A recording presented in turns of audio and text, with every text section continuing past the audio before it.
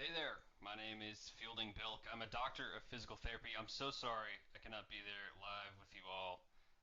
My wife and I are expecting a baby and could be coming at any minute. So, better safe than sorry. I'm going to go ahead and this is pre recorded. First of all, it is an honor to be even invited to this conference. Um, I am a big advocate, I'm sure like many of you are, for esports in the collegiate setting, especially and I'll get into a little bit of why. But here we go. So I conducted research in my undergrad career at Arkansas State University on the effects of aerobic exercise on point and click accuracy and motor reaction time in esports athletes. Um, so my advisors, Dr. Eric Scudamore, Dr. V is what we call her. She'd get a kick out of that. I still can't pronounce her last name. But here we go. So just a little bit about me before we get any further into it. Like I said, in 2018, I enrolled at Arkansas State University. Proud Red Wolf. I joined the esports team in 2019 for its inaugural season. At the time, I was a Rocket League player. I still play a little Rocket League now, but I'm old and washed up, so I can't really keep up with the young guys anymore. So this research was conducted in 2021. In 22, I graduated with my Bachelor's of Science in Exercise Science, and at the same time was accepted into the Doctor of Physical Therapy program at Arkansas State. And at the same time, again, I became the volunteer esports director. The director had moved on to bigger and better things, and the program was kind of left in a lull, and I didn't want to see it fall apart. So I decided to volunteer and assist. And in 2025, I got married, graduated from my DPT program, and humble brag, Arkansas State won a national championship in the NECC in Rainbow Six Siege. So that's just a little bit about me. But let's get into this research. So the idea, as a college senior on my way out into grad school, um, I love playing video games, and I was an exercise science major, so I was like, I wonder if exercise actually helps in my performance in gaming. So a few articles here that I have just mentioned some ideas. Like aerobic exercise has been found to decrease reaction time in auditory and visual tests. Exercising has been studied as a way to increase numerous mental functions such as mood, self-esteem, physiological well-being. And it has been found that single bouts of moderate intensity aerobic exercise can improve cognitive function and decrease the time it takes to complete a task. So, being as simple as I am and bare bones, I read these and I'm like, well, let's apply this to gaming with a cycle protocol. So the purpose of the study was to determine whether the implementation of an aerobic 15-minute moderate intensity cycling protocol decreased the reaction time in collegiate esports athletes while also comparing accuracy in point and click times. Now stick with me here, okay? The methods, not a large cohort to work with here. So this was a more convenient sample.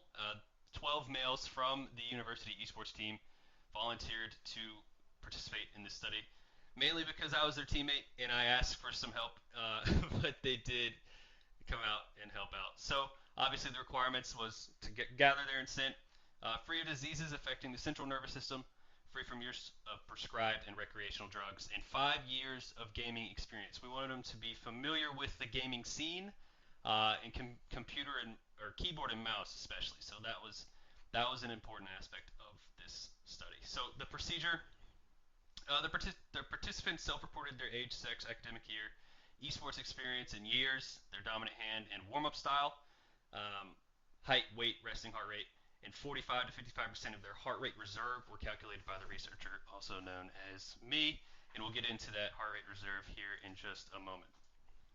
So, everybody knows the handy-dandy Monarch cycle ergometer. Uh, the control versus the bike protocol. So the control was 15 minutes of sitting in a chair with no phone use or anything like that. So they just sat in a chair before performing in these assessments that we'll get into here in a second. And the bike protocol was a 15-minute at 45 to 55% of their heart rate reserve at a fixed 50 RPM with varying resistance. So I would increase or decrease the resistance depending on where their heart rate was.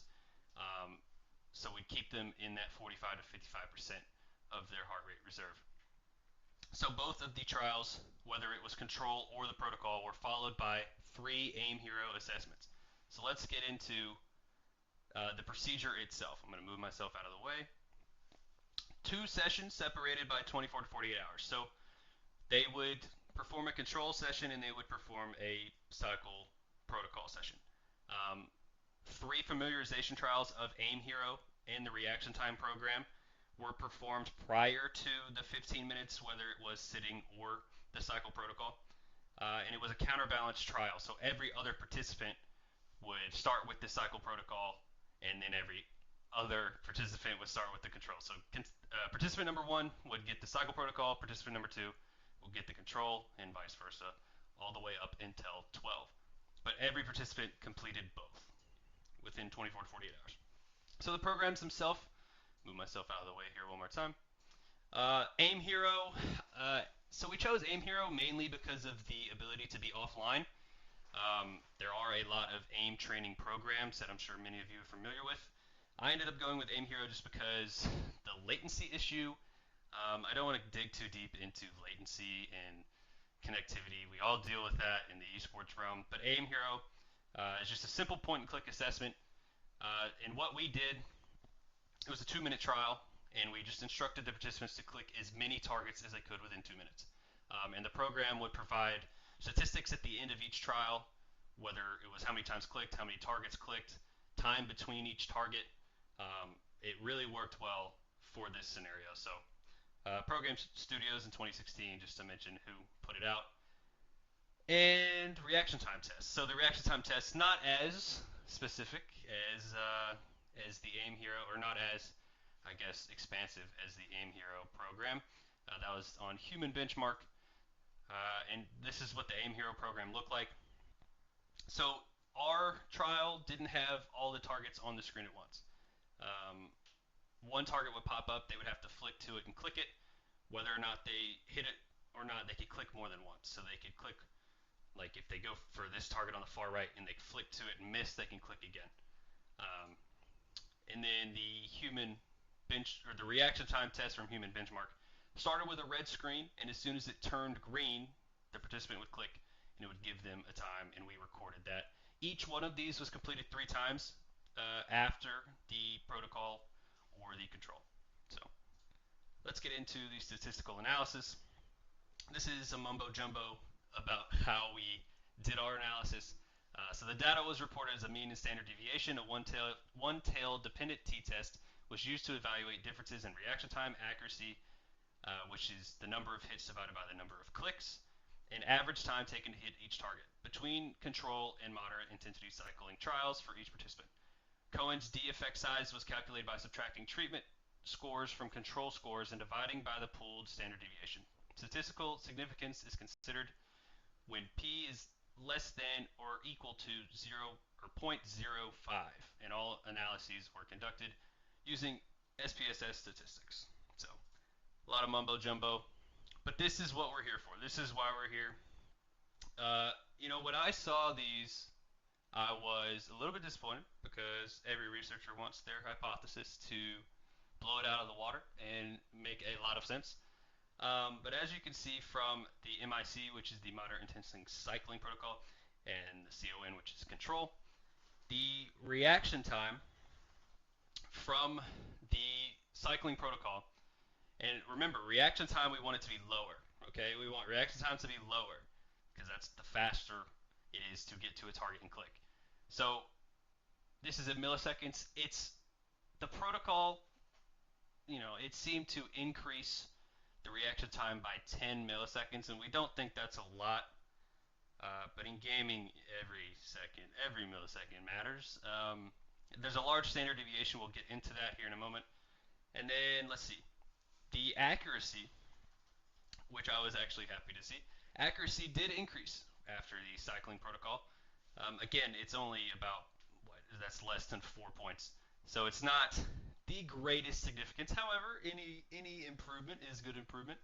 And the point and click time between each target slightly increased, which again is no good if you are a researcher like myself. So the primary finding was that There was no significant change in esports reaction time or point and click accuracy after a cycling protocol. But wait, hold on. Let's discuss.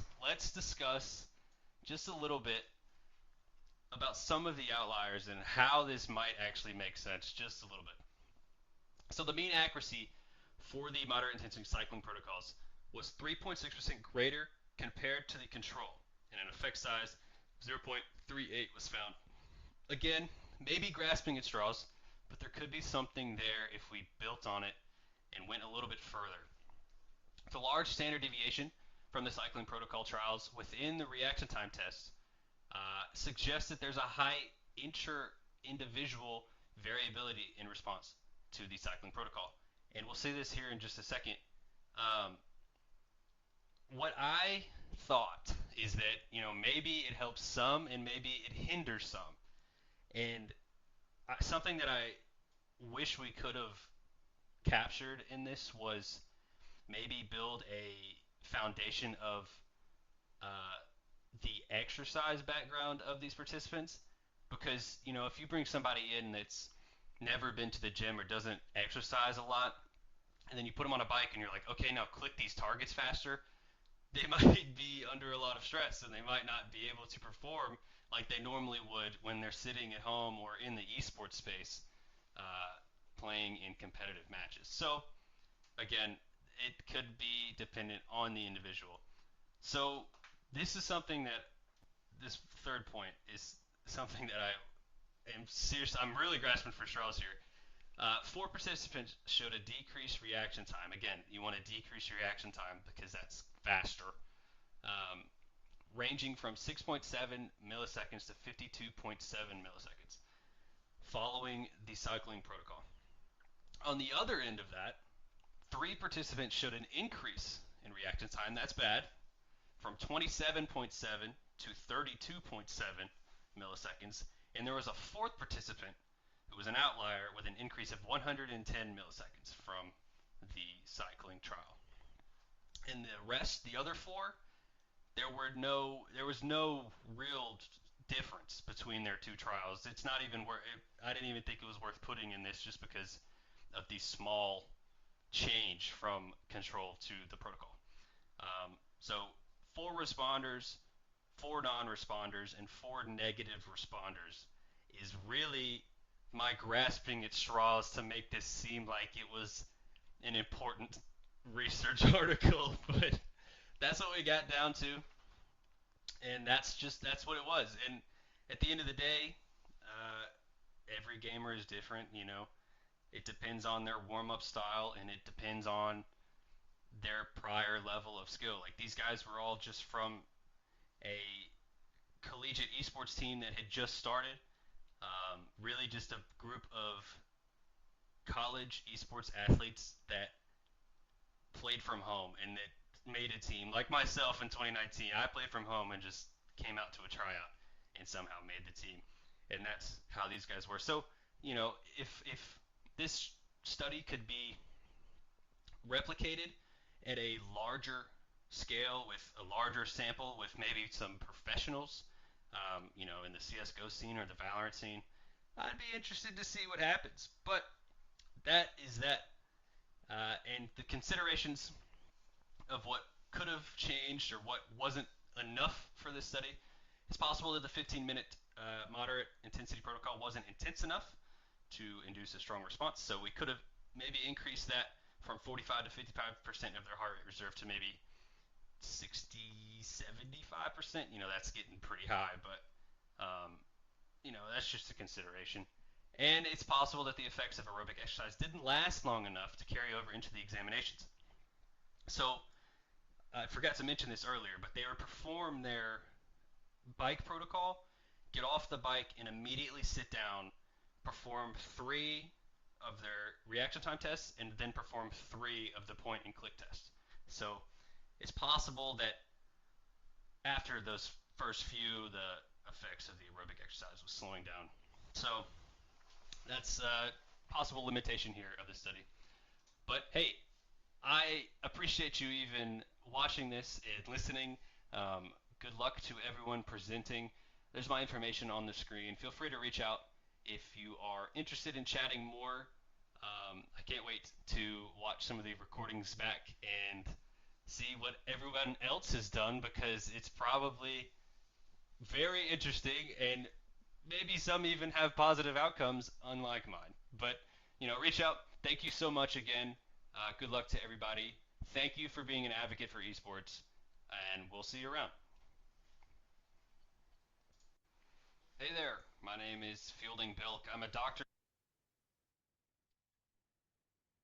All right, we are getting set up. I saw we got a question in the chat there. Is a 2 minutes click accuracy test actually a good performance measurement? Are there situations where this is necessary? And maybe I missed it, but where are All Rainbow Six players?